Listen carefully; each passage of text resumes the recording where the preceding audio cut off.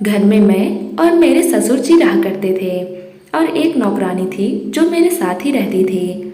जब मैं सुबह उठती तो मेरे कपड़े बिखरे हुए होते और मेरी जांघों में काले धब्बे होते। एक दिन मैंने अपनी नौकरानी को नींद की दवा खिलाकर अपनी जगह सुला दिया। कुछ देर में मेरे ससुर जी आए और मुझे समझकर नौकरानी के साथ पिछले कुछ दिनों से रोज मेरे कपड़े निकले हुए होते। जब मैं सुबह सोकर उठती तो मैं बहुत परेशान हो गई थी। कौन था जो रोज रात को मेरे नीचे के कपड़े उतार कर चला जाता था? मैं जब भी नहाती तो मेरी जांघ पर काले निशान मिलते और नहाते वक्त वो निशान हल्के हो जाते, पर दोबारा रात को फिर से उसी जगह पर निशान मुझे दिखता। पहली बार जब मैंने यह निशान देखा तो मुझे लगा था कि शायद कुछ लग गया होगा, लेकिन अब तो ये निशान रोज मेरी जांघ पर मुझे नजर आने लगे थे और मेरे नीचे के सारे कपड़े भी कोई उतार दिया करता था। मैं शक करती थी तो किस पर करती, क्योंकि घर में मेरे अलावा बस दो ही लोग थे, एक मेरे ससुर जी और दूसरी काम वाली लड़की जो कि मेरी ही उम्र की थी। बात यह है कि मेरी शादी के बाद ही मेरे पति को वापस दुबई जाना पड़ा, क्योंकि वो वहीं पर जॉब करते थे। मेरे ससुराल में मेरे ससुर जी ही थे। सास का देहांत हो चुका था और मेरे पति राकेश इकलौते बेटे थे। मेरे ससुर जी की तबीयत खराब रहती थी तो मैं उनकी सेवा किया करती थी। मेरे पति जो दूसरे देश में रहते थे, मेरे पति अक्सर मुझसे कहते थे कि तुम्हारा वीजा लगवाकर तुम्हें भी मैं अपने पास ही बुला लूँगा। मैं अपने पति के जाने पर बहुत उदास थी, मन नहीं लगता था। वो तो अच्छा है कि घर में एक नौकरानी थी जो दिन रात मेरे साथ ही रहती थी, वरना तो घर में मैं और मेरे ससुर जी ही अकेले रहते थे। लोग तरह तरह की बातें न बनाएं, इसलिए मेरी शादी के कुछ दिन पहले ही एक नौकरानी को दिन रात मेरे साथ के लिए मेरे पति ने रख दिया था। पूरे घर का काम वही करती थी और रात को मेरे साथ ही सो जाती थी। वो भी जवान लड़की थी। पहले तो मेरे ससुर जी का ज़्यादातर समय अपने कमरे में ही गुजरता था या फिर लॉन में टीवी देखकर। मेरे ससुर जी थोड़े अलग तरह के इंसान थे। खाना खाने से पहले 10 मिनट तक हाथ धुलते, फिर भी उन्हें शक होता था कि पता नहीं कौन सा हाथ ठीक से धुला है और कौन सा नहीं। पूरी तसल्ली करने के बाद ही खाना खाते थे। हमेशा टीवी देखते रहते थे, मुझसे ज़्यादा बात भी नहीं करते थे। बस जब भी काम होता तो बुला लेते थे, नहीं तो कभी आवाज़ भी नहीं देते थे। मैं पूरा दिन उस नौकरानी से घर के काम करवाती और साथ साथ बातें भी करती रहती। शुरू के 3 महीने तो ऐसे ही गुजर गए। राकेश से भी मेरी हर 2-3 दिन पर बात होती थी। हर बार उनसे अपने वीजा के बारे में ज़रूर पूछती थी, लेकिन वह यही कहते कि कोशिश कर रहा हूँ। जब कभी मैं नौकरानी से अपने ससुर जी के कमरे में सफाई करने को कहती तो वो नहीं करती थी। कहती थी दीदी आप भी मेरे साथ चलो, मुझे अकेले बहुत डर लगता है। बार बार मुझे कभी बैठकर चादर बदलते रहते हैं, कभी झाड़ू लगवाते हैं, कभी अपने पास आने का इशारा करते हैं और तो और कभी मेरे हाथ भी फेरते हैं। उसकी बातें सुनकर मैं तो हंसने लगी। तो कहती है नहीं दीदी मुझे सच में उनसे डर लगता है, उनकी नज़रें अच्छी नहीं हैं। क्या आपको पता है कल मुझे कहने लगे इतनी गर्मी है, मैं कमरे में नहाने जा रहा हूँ, तुम चाहो तो दुपट्टा उतार कर काम कर लेना और हल्के कपड़े पहना करो ताकि अंदर गर्मी कम लगे। मुझे उनकी बात बहुत अजीब सी लगी तो मैंने यह कहकर टाल दिया कि बेटी समझकर तुम्हारा ख्याल करते होंगे। तो कहती जाने भी तो दीदी, मैंने तरह तरह के लोगों के घरों में काम किया है, सबकी नज़रों को अच्छी तरह से पहचानती हूँ। क्या बोलते हुए वो किचन में चली गई और अपने कामों में लग गई। लेकिन अब जो मेरे साथ हो रहा था वह कुछ अजीबोगरीब था। आखिर कौन था जो रोज रात को मेरे नीचे के कपड़े निकाल देता और मेरी जांघ पर काला रंग लगाता था और मुझे महसूस भी नहीं होता था। रात को मैं बहुत देर तक जगती रही। वह काम करने वाली लड़की मेरे ही कमरे में ज़मीन पर बिस्तर लगाकर सोई थी। रात के करीब 2 बज गए थे और मैं अब तक उठी ही थी, यह देखने के लिए कि कौन ऐसा करता है। लेकिन फिर पता नहीं कब मुझे नींद आ गई। दिन भर के कामों की वजह से मैं इतना थक जाती थी कि पूरी रात मेरे लिए उठना बहुत मुश्किल था। एक दिन तो मेरे होश ही उड़ गए जब मैंने अपने ससुर की उंगली से किसी खाली कागज पर कुछ लाइन खींचते हुए देखा।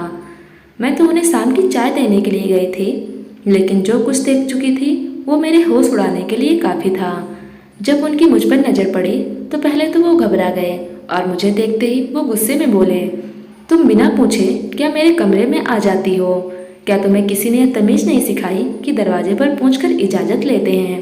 पहली बार उन्होंने मुझसे इस लहजे में बात की थी मेरा तो रंग फीका हो गया था और मैं वापस पलट गई और सीधा अपने कमरे में आ गई। अब तो मेरे दिल की धड़कनों का यह आलम था कि जैसे सीने से दिल निकलकर बाहर ही आ जाएगा। मेरी जांघों का निशान और मेरे कपड़ों का निकलना अब तो मेरे दिमाग में घूम रहा था। तो क्या वह निशान मेरे ससुर जी ने लगाए थे? दिल यह मानने को तैयार नहीं था। ये तो मेरे बाप समान है। मैं ऐसा कैसे सोच सकती हूँ, लेकिन हकीकत थी कि मेरी जांघ पर जिस तरीके की स्याही का निशान होता था, मेरे ससुर जी भी उसी रंग की स्याही से कागज पर कुछ लकीरें खींच रहे थे। एक दिन मैं अपने कमरे में निकलकर किचन की तरफ गई तो मेरे ससुर जी नौकरानी के बिल्कुल पीछे खड़े थे और वो बर्तन धो रही थी और उसके बहुत करीब थे। मुझे यह बात बहुत अजीब सी लगी कि इसका मतलब कि नौकरानी उस दिन ठीक कह रही थी कि मेरे ससुर जी की नज़र और नीयत अच्छी नहीं है। मैं किचन में चली गई और अपने ससुर जी से कहा, आप यहाँ क्या कर रहे हैं?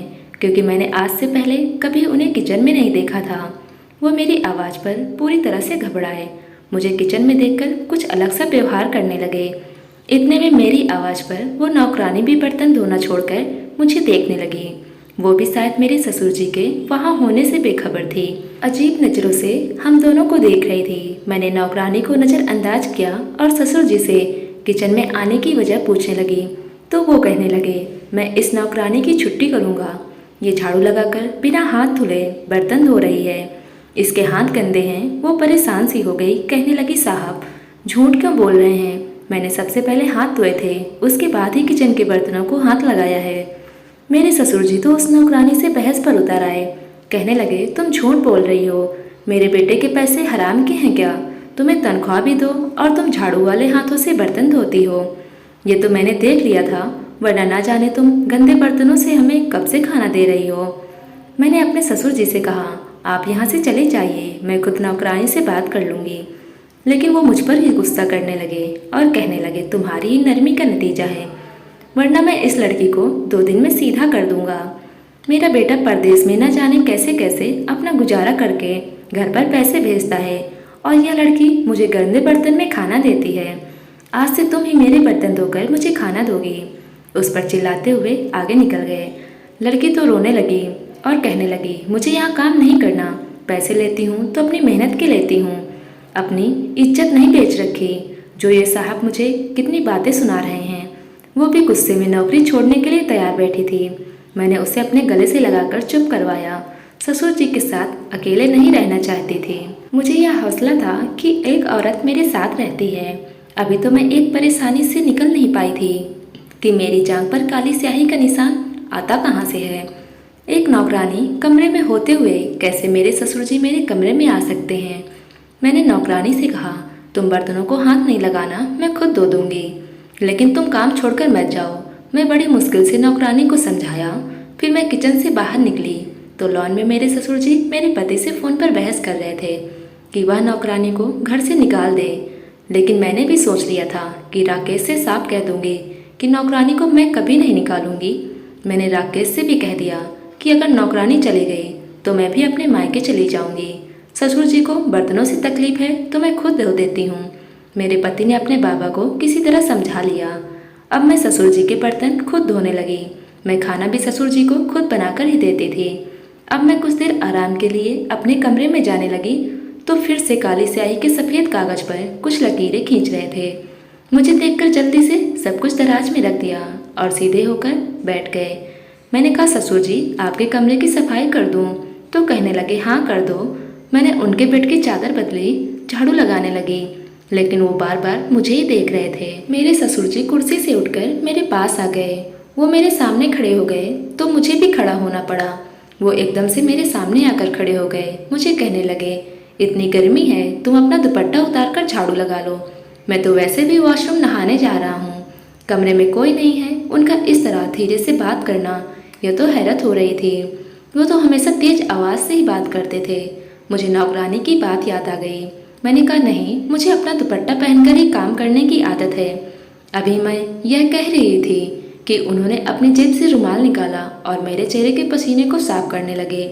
मैं पीछे हटी तो वो भी घबरा गए और अपने कमरे में वॉशरूम में चले गए। मुझे तो अब अपने ससुर जी के कैरेक्टर पर शक होने लगा था। जल्दी जल्दी उनके कमरे की सफाई की और कमरे से बाहर निकल गई। पूरे दिन मैं परेशान रही। जब मैं नौकरानी के साथ अपने कमरे में आई तो वो ज़मीन पर अपना बिस्तर बिछाने लगी। मैंने कहा, जरा मेरी बात सुनो। मैंने सोचा मुझे नौकरानी से बात करनी चाहिए। वह अपना बिस्तर छोड़कर मेरे पास आकर बैठ गई। मैंने उससे कहा कि तुम जो कुछ भी मेरे ससुर जी के बारे में कहती हो, मुझे भी वो सच लगने लगा है। फिर मैंने उसे ये भी बताया कि रोज़ मेरी जांघ पर निशान होता है। यह बात सुनकर नौकरानी हैरत में फटी आंखों से देखने लगी। कहने लगी, दीदी, मुझे तो आपके ससुर जी पर पहले से ही शक है। मुझे तो लगता है कि वो आपके साथ कुछ गलत करते हैं। दीदी, पहले तो मालिक मुझे ही देखते रहते थे और अब मेरी नज़र जब भी उन पर पड़ती है तो वो आपको ही देख रहे होते हैं। मुझे भी निकालने के चक्कर में हैं। इसीलिए तो बिना वजह मेरे हर काम में नुक्स निकालते हैं। मैं तो यह सब सुनकर घबराने लगी। अब मैंने अपना कमरा लॉक करके सोने लगी।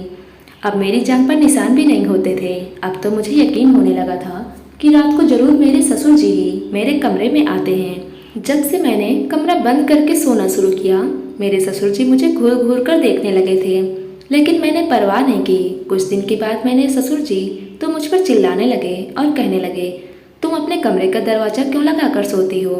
मेरा बेटा तुम्हें मेरी जिम्मेदारी पर छोड़कर गया है। मुझे इस नौकरानी पर बिल्कुल भरोसा नहीं है, इसलिए खुद आकर बार बार कमरे में झांकता हूँ कि कहीं कुछ चुरा कर भाग न जाए। मुझे तो अपने ससुर जी की बात का भरोसा नहीं था।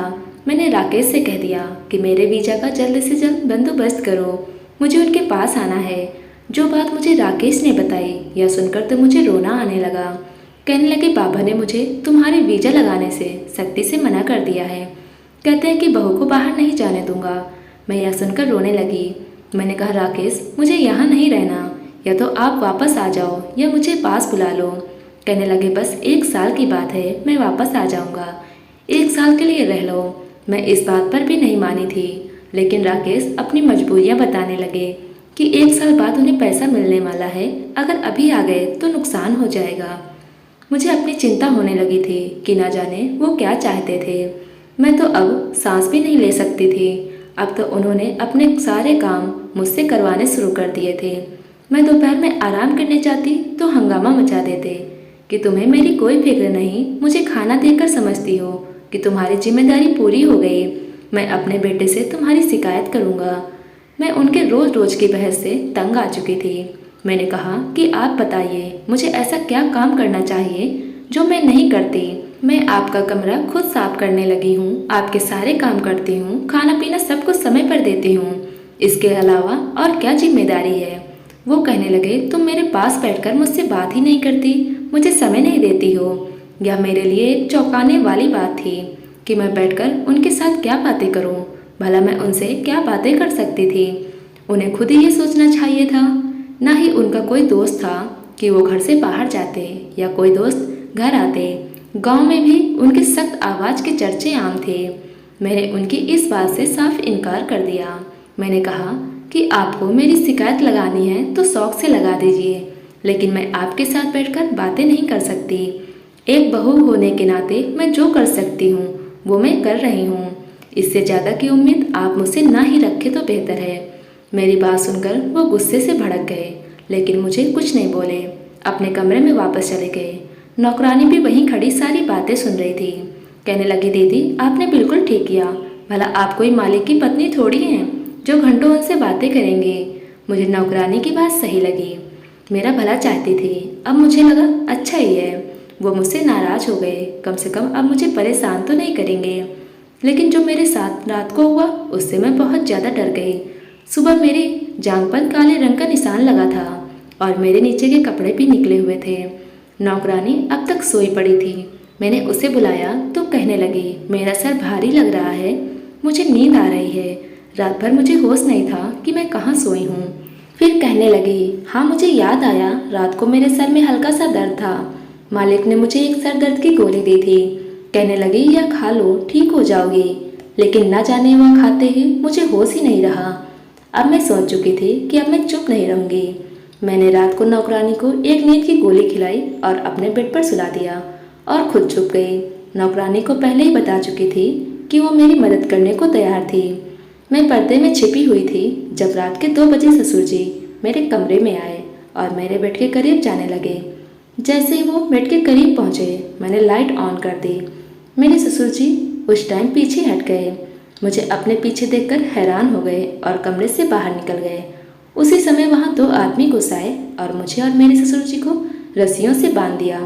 दरअसल मेरी नौकरानी अपनी हवस की भूख मिटाने के लिए अपने दोस्तों को रोज बुलाती थी। मेरे नीचे के कपड़े भी वही उतार देती थी और मेरी काली स्याही भी वही लगाती थी, जिससे मुझे यह लगे कि मेरे ससुर जी मेरे साथ गलत हरकत करते हैं और मेरा शक मेरे ससुर जी पर ही जाए। उन दोनों आदमियों ने मेरी अलमारी से सारा सोना निकाला और वह नौकरानी उसके साथ खड़ी थी। सारा खेल उसी का रचाया हुआ था। वो कहने लगी कि यह तो कब का हर चीज से हाथ साफ कर चुकी होती, बस मेरा भरोसा जीतना चाहती थी। जानबूझकर उसने मेरे मन में ससुर जी के बारे में शक डाला था और ससुर जी से मेरे खिलाफ बात करती थी कि आपकी बहू अच्छी नहीं है, आपको समय देने को तैयार नहीं है, इसीलिए तो आपसे कोई बात नहीं करती।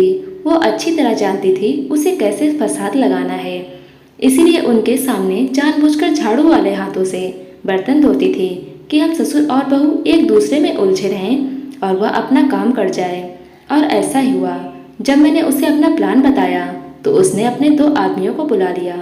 उसने कोई नींद की दवा नहीं खाई थी। वह मुझे और मेरे ससुर जी को एक कमरे में इकट्ठा करना चाहती थी। इसलिए उसने ससुर जी से कहा कि आपकी बहू एक लड़के को आधी रात में कमरे में बुलाती है। इसलिए मेरे ससुर जी रात को कमरे में आए और मेरे पास जाकर यही देखने वाले थे कि कौन सो रहा है। तभी मैंने लाइट ऑन कर दी। ससुर जी कमरे में देखकर वापस जाने लगे। तभी वो दोनों मर्द कमरे में दाखिल हुए जिन्होंने हम दोनों को रस्सी से बांध दिया था। उसी रात राकेश वापस आ गए, हमें सरप्राइज देना चाहते थे, लेकिन जैसे ही घर पहुंचे घर का मेन गेट खुला हुआ था। वो घबरा गए। जब अंदर आए तो मर्दों की आवाज़ सुनकर समझ गए कि कोई चोर घर में घुसा है। उन्होंने अपने बाबा के कमरे में जाकर पुलिस को फ़ोन लगाया। पुलिस घर पहुंच गई और हम सब बच गए। मैंने अब राकेश को दूसरे शहर जाने से सख्ती से मना कर दिया था। शादी को 10 साल गुजर गए, अब मेरे 2 बच्चे भी हैं, लेकिन मैं घर के सारे काम खुद करती हूँ। दोस्तों, उम्मीद करती हूँ आपको हमारी कहानी पसंद आई होगी। कहानी पसंद आई हो तो वीडियो को लाइक करें, चैनल को सब्सक्राइब करें। धन्यवाद दोस्तों।